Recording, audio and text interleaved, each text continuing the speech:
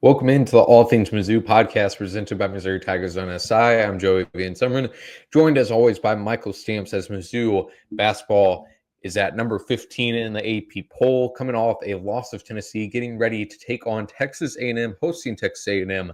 It's going to be the fourth of four games where Missouri has to take on a ranked opponent. So it's been an exciting stretch for Missouri basketball, one where we're really finding out a lot about this team going into the stretch here.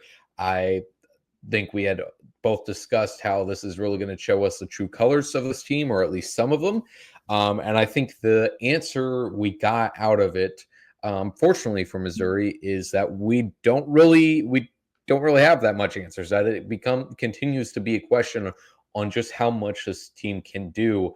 I feel like there's been multiple games so far this season where I thought they've reached their peak, where I thought that games like the one they had against Florida were anomalies, and then they just continue to raise the bar. Do you feel that same way, Michael? Yeah, I mean, I feel like this recent stretch of games has definitely gave us more positives than negatives. I came away thoroughly impressed from Missouri's performance against Tennessee, even though it was a 4-point loss, and they didn't play their best basketball. I think we learned a lot from that game. But yeah, there's still a lot of questions, and the SEC schedule isn't really getting any easier. You still have Alabama. You still have another game against Arkansas. You have Oklahoma and Kentucky, and Vanderbilt has been playing good basketball recently as well. So we might not know how good this team is until like March, the end of conference play, because there's still so many battles. But I think it's good that this team has established an identity, right? They are a high-powered offensive team, and we learned that Tennessee is analytically the best defensive team in the country, and Missouri hung 81 points on them. That's an impressive feat that not many teams have done so far this season. So high-powered offense with a defense that can force turnovers. So they have an identity, which is good, and they also have some national recognition, which I'm not saying that's important or not important, but now I think the rest of the SEC is aware that this Missouri team is one that's going to be competitive, and they know what they're capable of now. So that's maybe not important to them, but from our standpoint, maybe a little more important. And then Texas A&M is one of the best teams in the country. They've beat both of my family teams so far this season, so a little bit of redemption would be nice. But I can comfortably say that they're one of the best defensive teams in the country. Super physical, great rebounders, and we'll get into that later. But that's not going to be an easy feat at all, regardless of if it's a home or away game. Right, absolutely. That identity you've talked about is important and something that was certainly absent last year, and on both sides of the ball, really. And they've really done a solid job of all those things you listed there. We've talked so many times too about how diverse their attack can be, and because of the depth they have, because of their pool of resources that they have, so to speak. And that's what's been able to keep them in so many of these games. I think this game against Tennessee was probably their toughest test yet. Not really based on opponent. Obviously, they played Auburn, but just as far as having to play in a game, I don't think this. Well, I was going to say it's not a great matchup for Missouri, but I think it is. I think it makes for a really interesting game. It's a better matchup than Auburn, to be sure. But just the fact we haven't seen them in a situation like this before than the one they got into on Wednesday night, where they got into a deficit around the middle of the second half and then had to come back from it against Florida, against Kansas, the two other upset victories on the season. They both really controlled those games for 40 minutes. And this one they controlled 17 minutes in the middle of it for when they led. And then after those first few minutes in the second half, kind of let it slip from them. Still made a solid comeback effort. They certainly had a chance even late in the game when T.O. Barrett misses that three. If he makes that, it's a one-possession game with just over a minute left, I believe.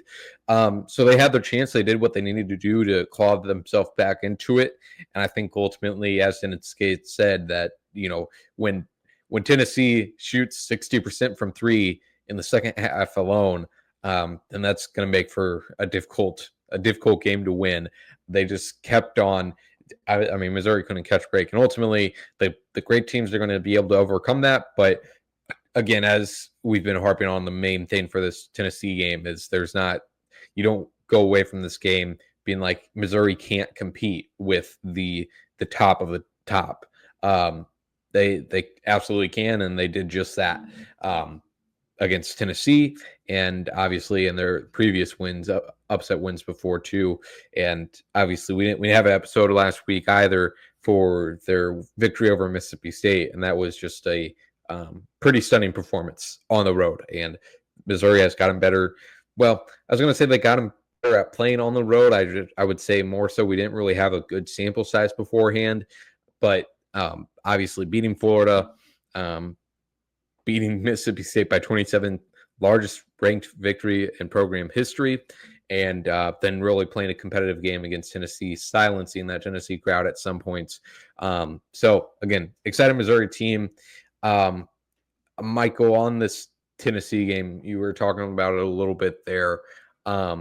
This was an interesting one from Missouri offensively, at least, especially in the first half where you didn't have Caleb Grill or Tamar Bates making an impact. Caleb had 5 in the first half, Tamar 0. Anthony Robinson was in foul trouble, so we saw Tony Perkins have probably his best offensive performance in his Missouri career, making 3-pointers on a very close span. So offensively, what did you make of a kind of interesting Missouri performance here? Yeah, Tennessee's ball pressure was really good, and I think very quickly Dennis Gates, made it clear that they were going to have to evade that, I guess. And you could really see with just the ball movement, and a lot of really good cuts. Tennessee's not necessarily a team that overplays the ball too much. Sometimes they get a little over aggressive, and I think Missouri did a good job exploiting that. And I don't know if it was more on Tennessee for maybe some lackadaisical defense in that first half, or Missouri was just exploiting some weaknesses. But Missouri got a lot of really high quality shots. When they were going on that run late in the second half, or late in the first half, excuse me, they were open 3-point looks and open looks in the paint with, attacking the rim and ball movement to get open shots. And it was almost surprising to me. And I don't know if Tennessee was just wore down or what Dennis Gates was doing was just really that good. I honestly, I don't know. But it worked, right? So obviously there's something there. And 81 points might be a little bit inflated with how the last minute and a half of that game went, right? Because, Tennessee was up by 14. And even though it was a pretty impressive late effort, actually one of the, better ones, even without a win in memory, I mean, they really did as much as they could to chip away at that. I think it was 14 points at most, that deficit. That scoring total might be a little bit inflated, obviously, with some easy buckets, and Tennessee probably not going as hard as they could have for a little bit on defense. But first half was truly super, and the opening minute of that second half too, when they score 5 straight and increase their lead to 11.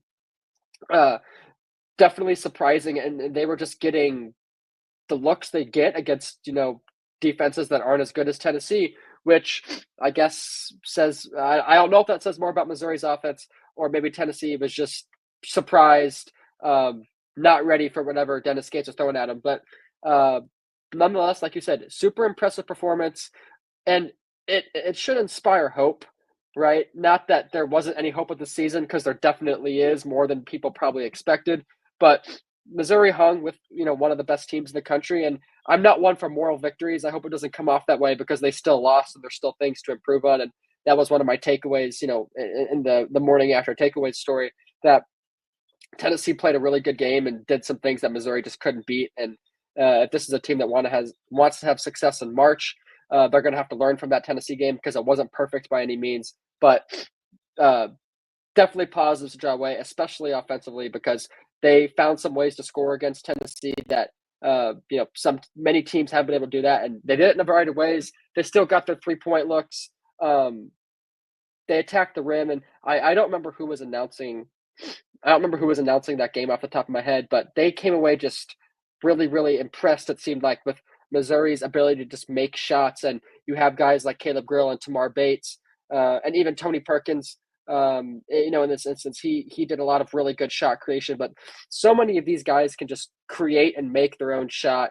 and Marquez Warwick was really impressive. He had a lot of very impressive first half buckets where he's just one on one with whoever it is and basically daring his defender to stop him. It doesn't always work. So many great shot creators, and I guess that was part of it too. That Missouri just really made some challenging shots, and that's something they've done all season. Yeah, exactly. Warwick had he went, let's see, 3 for 3 from the field in the first half for 7 points. Like you said, he just gets in those one-on-ones and almost like a wide receiver versus a cornerback to a certain extent in the way he can just drop back and find space. So I thought that was impressive from Warwick. Caleb Grill ultimately, I mean, just the end of a hot streak, but still had a solid day. 4 for 5 from the field, only took 3-point attempts. I would imagine Tennessee saw what he was doing against other teams, and like you mentioned, I mean, they do have the best defense in the country by depending on what you ask. And I will say though that 1-3 that Caleb Grill had, where he had a defender right in his face, was unbelievable. He's just become due for some magic like that. It's ridiculous, and that's one thing I guess I forgot to mention, that Tennessee clearly was running him off the ball with Zakai Ziegler, and I think it was Jordan Gainey too, but definitely Ziegler in most instances where he just wasn't even, he wasn't even getting catches, right? He wasn't even getting looks. They couldn't look his way because there was someone always covering him, which is probably the blueprint to stopping Caleb Grill, is just daring other team or other players to beat you, which is not unrealistic. Missouri has plenty of other shot makers, but if Caleb Grill is scoring 20, 30 points, that's Missouri's probably not going to lose. Right, exactly. You mentioned Zakai Ziegler there. Great game for him as well for Tennessee. Igor Milchik as well. Igor 21 points. Zakai 21 points as well. Zakai really got going in that second half. I believe all 4 of his 3-point makes came early in that second half, was a big part of that early spell for Tennessee. So ultimately, the main takeaway from this one is there's definitely things to improve. I think you mentioned the Caleb Grill, how they were able to take him out of the game, and it would have been really nice for Anthony Robinson then to be more available. Dennis Gates he talked about it in this game. It's been noticeable for a little bit now too, of and getting into some foul trouble early. Greatest ability is availability. So Dennis Gates sees it. He's talked about the ways he needs to be less aggressive, especially in the backcourt. He had 2 of those fouls in the backcourt early on in that game. So yeah, unfortunately for Ant Robinson there, it's definitely an area he has to grow in. And the team overall, I think, this is what I wrote in my story of just you would rather take this loss now than later on in the season. So definitely one that I think we'll look back on if they end up doing anything this season. One that we'll end up looking back on to say that was a important moment for this team. Now joined by Quentin Corpuel, who covers Missouri softball for Missouri on SI. Quentin, Missouri starting the season today, a 9-1 win over Marshall to begin the season. Doubleheader today, also taking on Northwestern. Just kind of what are your overall thoughts heading into the season for Mizzou? Yeah, it'll definitely be an interesting one. I think last year, one of the biggest reasons for optimism was the amount of continuity that Mizzou had entering the season. They did not lose very much at all from the 2023 team. And I think that's a big reason why they ended up getting all the way to super regionals and came so close to making it to Oklahoma City. They don't have that same continuity this year. Lauren Krings, the Iron Woman that pretty much single-handedly kept Mizzou in regionals, especially in that dogfight against Omaha, that do or die. And then you lose a pair of middle infielders in Jenna Laird and Maddie Gallagher, who not only really good, they had been playing together for pretty much their entire lives. And then you lose an awesome center fielder in Alex Honnold as well. And so there was a good bit of replacing to do, a handful of holes to fill. But Larissa Anderson and crew, they got a couple of impact transfers. This is a very big freshman class, one that I think you'll see a lot of, especially in these early season tournaments when They're still trying to figure out lineups. We saw one today, Sophie Smith, one of the freshmen starting at second base. And so there's a lot of uncertainty, at least in my eyes, but a lot of returners should help ease some of those growing pains, especially with the freshmen. You mentioned it kind of there, just with all the different lineups they might be throwing up. Was there anything specifically you'll be watching in the starting stretch here specifically? I mean, they're playing Duke, who ended their season tomorrow. Anything specifically you're looking for in these first few games? Mostly just who is where. I mentioned in my game story from the Marshall game, but the only two constants in the starting lineup from last season, not including pitcher, was Julia Crenshaw at catcher and Abby Hay at first base. Every other position was played by someone that was not at that position for really any of last season. Kara Daly moves to shortstop. Madison Walker's at third. Sophie Smith is at second. Taylor Ebbs, who played a lot of middle infield at Kentucky, she played DP. And then even in the outfield, Kaylee Langer had played a lot of right field last year. She was in center. And then Stefania Bruscato, who was catching and played DP for most of last season, she was in left field. Then Maya Dodge, who I think only played left field, maybe a little bit of center field, but I might be making that up. She played right field today. So a lot of shuffling around. Again, these early season tournaments are going to feature a lot of players. It's not going to be one lineup the whole time. Larissa Anderson has said at these past couple of seasons, they use tournaments like the one in Florida, like the one in California. They're going to Wichita in a little bit. They use that time to really tighten the screws and see what works, especially with so many new players. You talked about the few returners that they do have. Obviously, Abby Hay and Julia Crenshaw kind of leading that group there. Is there anyone, I mean, Abby Hay, obviously big expectations for her sophomore season. Is there anyone in particular you're watching for a big year out of this season? Yeah, I am really excited to see what Kara Daly can do in her final season with Mizzou. I said earlier she moved over to shortstop, filling the hole that Jenna Laird left. I mean, she's been one of the biggest bats in Mizzou's lineup for multiple years now. Now it's just about playing consistently, which she's struggled with. And so she's going to have to be that consistent power bat, especially with the aforementioned departures of Honold, who was really consistent at the top of the order. Talk about consistency. Jenna Laird, you could always count on at the top of the order. And then same went for somebody like Maddie Gallagher.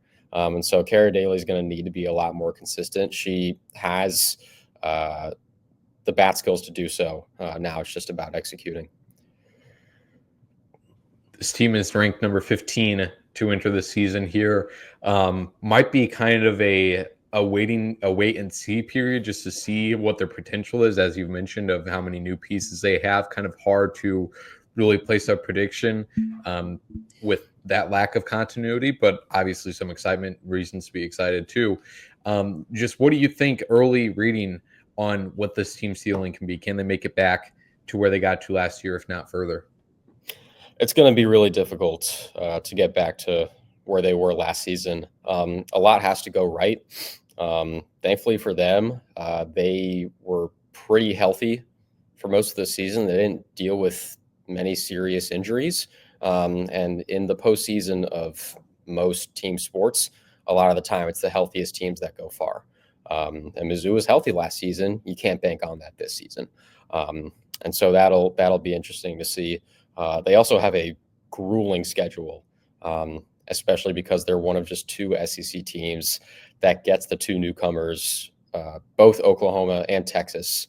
Now, luckily for them, both of those teams are coming to Columbia. I think Tennessee has to go on the road for one or both, which is not going to be fun probably. And so it's a pretty loaded SEC slate. Again, every single team in the conference made the tournament last season, and the two newest additions competed for the Women's College World Series title last season. So there, once again, might not be a tougher conference than the SEC, and that's going to be a pretty tough road to navigate. So I think it's just going to be really difficult, and I'm not totally sure that Mizzou's personnel is better than last season. Should be an exciting season to watch here. Lots of questions to be answered in these first few weeks. Quentin, thanks for joining. Any final thoughts on the softball team? I mean, great start already. They ruled Marshall a couple of hours ago. Julia Crenshaw walking it off with a solo home run. I'm more excited for the amount of home games that Mizzou has. They were on the road a lot last season. I think they play 8 more home games this time around, including the Mizzou Invitational, which I think Michigan, Quinnipiac, and Princeton are coming to town for that one. So that should be good. And then, again, they get home series against Texas and Oklahoma, which I think those games are probably going to be sold out. So a lot to look forward to, a lot of uncertainty, but I'll be here for the whole ride.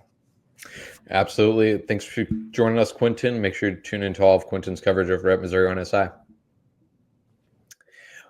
Moving on to this game against Texas A&M. Again, just another ranked opponent on the schedule. Back at home, though, Missouri still undefeated at home on the season. Should be a great environment. I meant to look this up beforehand, but I'm not sure the last time a top 15 matchup has happened at Mizzou Arena. Wasn't in the 2022 season because Missouri didn't get into the top 15, and now there should be a very exciting matchup. Michael, what can you tell us? I mean, you mentioned a little bit at the top. What can you tell us about the Aggies? Yeah, I mean, I mentioned it from a more personal perspective, obviously, because I've watched a lot of Texas A&M this year. They're just a purely, physical basketball team. They're so big and strong, and especially on the wings, and they have guys who could beat you. This is a random glaring moment, but Manny Obaseki, I believe how you say his name, he's a guard that comes off the bench for them. He's the guy who hit the game winner to beat Ole Miss at Ole Miss, I believe, which was right before their game with Missouri. So just, I guess, a testament to they have a whole bunch of different guys that can beat you on any given day. Wade Taylor's obviously their leader. He's been there for, I believe this is his 4th season. True point guard, but he's a flamethrower scorer. Might not be his best scoring season, but he's a great shooter and can definitely hit some tough shots. So can Zurich Phelps. He's a transfer from SMU. He's been probably surprising and maybe one of the sneakiest, best transfers in the country this season. They have a nice, I guess, in and out with Henry Coleman and Farrell Payne. I don't know. I know they've flip-flopped starting this year. I believe Farrell Payne is starting as of late, but they do the same thing. They're not big, tall centers like Josh Gray, but they're your 6'9", 6'10", 250-pound guys who are bruisers and great rebounders and just physical defensive presences. Gonna make scoring. Not that Josh Gray is a huge scoring outlet or Peyton Marshall is a huge scoring outlet, but might make life hard for Mark Mitchell. They're not necessarily the best perimeter defenders, but if they do stick with Mitchell when he's attacking the rim, that's going to be a hard region to score in. I don't know the exact numbers right now, but I would imagine they're one of the best rebounding teams in the SEC, if not the country. Like I said, they're just so strong and physical, and yeah, they're third in the SEC in rebounds per game, behind Alabama and Florida. So very good rebounding team, and just their pure strength. It's really, every time I've watched them this season, is what stood out to me. They're just physical, strong players. It's kind of cliche. I think I said this about Ole Miss a couple episodes back when we were previewing that game, that they're hustle players, right? They're diving on the floor for loose balls. And that sounds like such a cliche. You could probably say that about every single team in the SEC, but I feel like A&M kind of is the definition of that as well. They're just, active hands, getting on the floor for loose balls. And again, I've said this a million times, but very physical basketball team. Interesting matchup for Missouri, especially on the defensive side of the ball. So I think A&M is definitely a challenge. They're ranked this high for a reason now. I think they've got some pretty impressive wins on their resume this season, and definitely not going to be an easy one for Missouri. Yeah, I mean, so you mentioned the rebounding. They're tied for Florida in the SEC for rebounding differential per game, plus 9.8. shooting wise, at least on paper, obviously Wade Taylor and Phelps are pretty solid shooters, but they really haven't needed many points to win these games, although they are at the bottom of the SEC in field goal percentage at 42.5, near the bottom, and 3.15 at 31.5% as well. So yeah, this really feels like it could be a low scoring game. It's what Texas A&M, it's kind of been the style for their wins so far this season have been. So yeah, I mean, I think we kind of got a taste of what Missouri looks like against a really solid physical buzzword defense in this Tennessee game. Obviously, different personnel, but I think somewhat of a taste of how this offense can respond to that. And again, just a great opportunity. Obviously, quick turnaround from that Tennessee game, but I think lots of lessons that Dennis Gates can apply from that Tennessee loss immediately to this upcoming Texas A&M game. As far as the significance of this one, I mean, it's hard to say. I think at this point, Missouri, no matter, they're going to fluctuate in the rankings certainly throughout the rest of this year, but ultimately at this point, they should feel pretty good about their tournament spot. There's definitely obviously still room to move up and down in that, and they want to win every single game from here on out. But I would say right now we have a pretty good idea of the floor of this team, and it seems like that loss against Texas was really the last one that we'll see where they just completely do not show up. So the Texas A&M game, again, be nice for them to stay undefeated at home and get another top 10 ranked victory on the season. I haven't looked at it all around, but I feel almost as a benefit of being in the SEC and their schedule, I feel like they have to have one of the best resumes in the country at this point, and this is just another opportunity to add on to that. Michael, anything to close us off here? Yeah, I mean, I unfortunately will not be at Mizzou Arena tomorrow afternoon, but I would like to think it's going to be one of the best atmospheres of the season. It's going to be it's a ranked team, and I think that's all. I think that's all you need to tell tell the fans to get them to show up. So 2:30 on a Saturday is it's a good time for a basketball game, and I think that's going to draw some fans. And I would anticipate Mizzou Arena being electric, which, I guess, like you said, undefeated at home. Playing at Mizzou Arena has become one of the best advantages in the country. So I would imagine Missouri feels good about their chances in any game, but I would imagine they feel even better that they get a run at a top 10 opponent on their home court. That's going to do it for us on this episode of All Things Mizzou podcast. We appreciate you tuning into this episode. We'll have coverage over this game against Texas A&M, and then for all of the other Mizzou sports happening this week. It's an exciting time for Mizzou athletics. I mean, they got football program that just finished in the top 20, basketball at number 15, softball beginning this season at 15, gymnastics, I believe they came in number 9 in this week's rankings. So a lot of exciting stuff going on with Mizzou sports, and with all of those sports I just mentioned, we got coverage of all of it over at Missouri Tigers on SI. So we hope you tune in to our coverage there as well.